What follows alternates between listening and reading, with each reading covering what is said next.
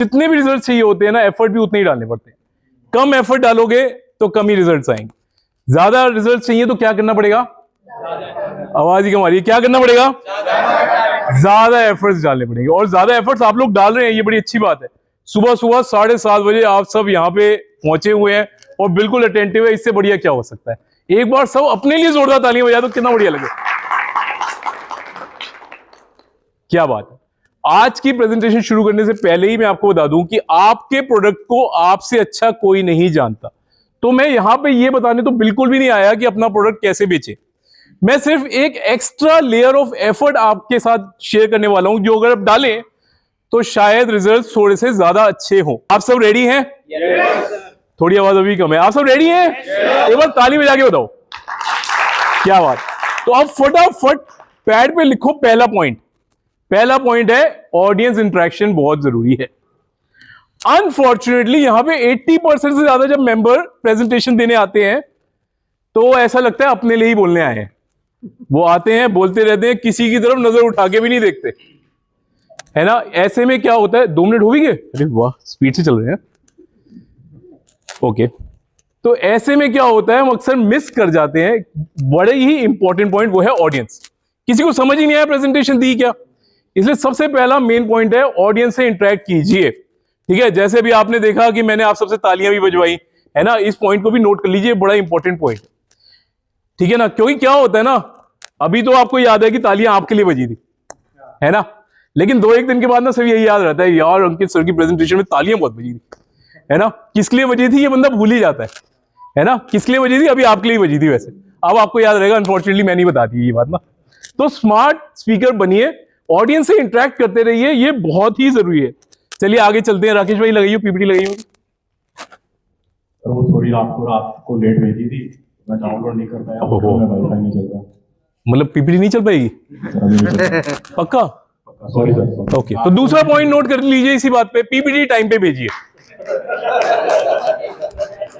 है ना। ये बहुत इंपॉर्टेंट पॉइंट है। हम अक्सर इस बात को इग्नोर कर जाते हैं कि हम कह रहे हैं 10 दिन पहले आनी चाहिए, और आती कब है, उस दिन सुबह सुबह, और कोई ना कोई टेक्निकल पॉइंट हो ही जाता है। राइट, तो एक काम कर, किसी की भी लगा दे यार, कोई बात नहीं। एक ही बात है, हम लोग कौन सा याद करके आते हैं पीपीटी, है ना। जो भी होता है वो यहीं खड़े होकर पढ़ रहा होता है। आप उसको डिलीवर कैसे करेंगे? अरे जैसे ये लोग करते हैं, ये भी तो पढ़ के ही बोलते हैं। देख लो सर। बिल्कुल, किसी की भी लगा दे, मैं उसी में से पढ़ दूंगा। इन्होंने भी तो पढ़ के बताना है, मैं आपके बिजनेस के बारे में भी बता दूंगा, ठीक है ना। क्या बात है। अनफॉर्चुनेटली दूसरा बड़ा इंपॉर्टेंट पॉइंट ये है कि हम में से कोई भी जो है अपनी पीपीटी याद करके ही नहीं आता। हमें याद ही नहीं होता अगली स्लाइड है कौन सी। तो अगला इंपॉर्टेंट पॉइंट लिख लीजिए कि भाई साहब प्लीज प्लीज प्लीज नोट्स घर से बना के लाइए। मैं आपको वहां के एक्सपीरियंस से बता रहा हूं, क्योंकि मैं वहां बैठा होता हूं, कैमरा संभाल रहा होता हूं, तो मैं आपको वहां के एक्सपीरियंस से बता रहा हूं कि यहां पे कई लोग ऐसे आते हैं जो यूं ही खड़े हो जाते हैं और पढ़ने लग जाते हैं। आप कहेंगे तो आज मैं आपको उस वीडियो की लिंक भी भेज दूंगा जिसमें सिर्फ पीठ ही दिख रही है, तो ये बिल्कुल मत करिए। बहुत इंपॉर्टेंट है, नोट्स घर से बना के लाइए। देखिए मैं भी अपने नोट्स घर से ही बना के लाया हूं, है ना। और अभी आप देखेंगे कि बहुत सारे लोग अपने 50 सेकंड के इंट्रोमर्शियल के नोट्स घर से बना के लाए हैं और फोन में से पढ़ के बता रहे हैं। ये अच्छी बात है, इसको मैं बिल्कुल बुरा नहीं कह रहा, लेकिन प्लीज इस 10 मिनट की प्रेजेंटेशन को भी उतनी ही इंपॉर्टेंस दीजिए। घर से की पॉइंट्स बना के लाइए। टाइम तो बहुत ही तेज भाग रहा है, तो मैं इसलिए फटाफट बुलेट पॉइंट्स में ही बता रहा हूं कि क्या क्या करना चाहिए, ठीक है जी। एक बात बिल्कुल ध्यान रखिए, पीपीटी घर से बना के तो पहले देनी होती है, टाइम पे देनी होती है। 10 से ज्यादा स्लाइड्स आपकी पीपीटी में नहीं होनी चाहिए। 10 मिनट के लिए 10 स्लाइड्स मोर देन एनफ है, ठीक है जी। 30 से नीचे का फॉन्ट साइज भाई साहब इलीगल है।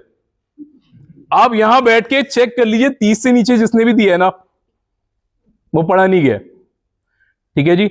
Last but not the least, भाई 2 मिनट ले लूंगा, sorry. Last but not the least चलाइए, ये इतना सारा लिख के लाने की कोई जरूरत नहीं थी भाई। ये आप ही याद नहीं रख सकते तो आप क्या सॉरी ये लोग याद करके जाएंगे। हमेशा बुलेट पॉइंट्स में लिख के लाइए। मैं आपको आज बता रहा हूं, 2 साल पहले शुभम ने एक प्रेजेंटेशन दी थी, आज शुभम आया नहीं है, कोई बात नहीं। तो उसके ना 4 पॉइंट बताए थे कि वाई यू शुड चूज अस। वो 4 ही पॉइंट लिखे हुए थे पीपीटी में, मेरे को आज तक याद है। उसने कहा बेस्ट पोजीशनिंग दिलवाएंगे आपकी एड को, उसने कहा इन हाउस एडिटिंग करके देंगे, रेडी टेम्पलेट्स देंगे, और साथ में उसने कहा वाइड रेंज देंगे, हमारी सबके साथ कॉन्टेक्ट है। ये 4 ही पॉइंट लिखे हुए थे और पीपीटी आधे से ज्यादा लोगों को याद है। इतना लिख के लाओगे तो आपको याद नहीं होगी, आगे क्यों क्यों। हमेशा पॉइंट्स में पीपीटी बनाए, बाकी चीजें याद करें ना, उसको लिख के लाए और करें। चलिए, क्योंकि सर ने तो बता ही दिया, टाइम खत्म है, लेकिन एक लास्ट बात बताऊंगा कि डायरेक्शन क्या होनी चाहिए आपकी पीपीटी। ठीक है, प्रेजेंटेशन क्यों देनी होती है, सिर्फ ये 1 मिनट में बताने की कोशिश करते हैं। तो आप में किसी ने एलिस इन वंडरलैंड का नाम सुना है ना? एक बहुत मशहूर किताब है और उसके ऊपर कई सीरीज भी बनी है, मूवी भी बनी है, कार्टून भी बना था। उसमें कमाल का सीन आता है, आपके लिए वो सीन रिपीट कर रहा हूं। तो एक बच्ची होती है एलिस, वो एक वंडरलैंड में खो जाती है। ठीक है, एक बड़ा अच्छा सा जगह होती है जहां जानवर बात कर रहे हैं, सोफा बात कर रहे हैं, एवरीथिंग लाइक दैट, वहां खो जाती है।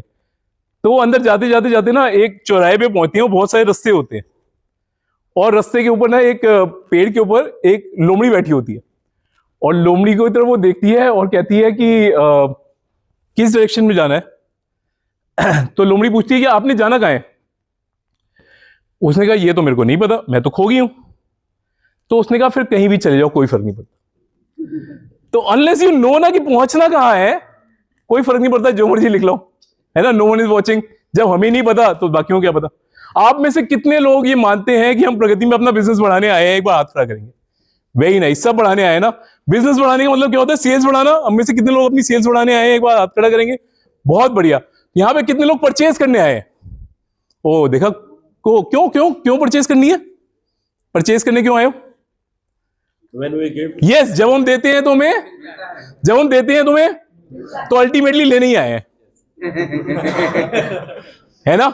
बस यही डायरेक्शन है भाई साहब, याद रखो। ये प्रोडक्ट प्रेजेंटेशन है और सेल्स प्रेजेंटेशन नहीं है। Because everyone here is to sell and not to purchase.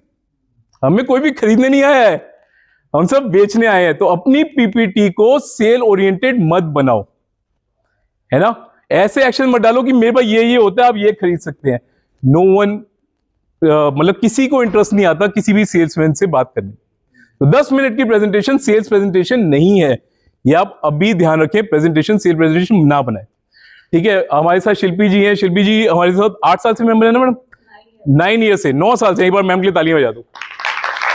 अब आपको मैं एक बड़ी मजेदार बात बताता हूं। मैंने शिल्पी जी की लगभग 9 से 10 प्रेजेंटेशन यहां देखी है और मैडम ने कभी भी ये नहीं कहा कि हमारे यहाँ के गुरु योगा सीखो। ठीक है, it was not a sales presentation. वो हमेशा ये कहती है योगा करो। आपको जान के हैरानी होगी कि आजकल हर कॉलोनी के हर पार्क के अंदर योगा मुफ्त में सिखाया जाता है। इसके बावजूद शिल्पी जी हमारे यहाँ से प्रगति में आप सबके थ्रू लगभग महीने का 1 लाख का बिजनेस उठाती हैं। इस बार 1,80,000 तालियां बजा दीजिए मैम को। मैं एवरेज कर रहा था ना मैडम। तो मैडम उस प्रोडक्ट के लिए 1,80,000 की सेल्स उठाती हैं जो फ्री में सिखाई जाती है। Because no one likes a salesman, everyone likes an expert. तो हमेशा अपनी पीपीटी एज एन एक्सपर्ट बनाओ। Thank you very much. इतना ही आज 5 मिनट में बता सकता था। Thank you.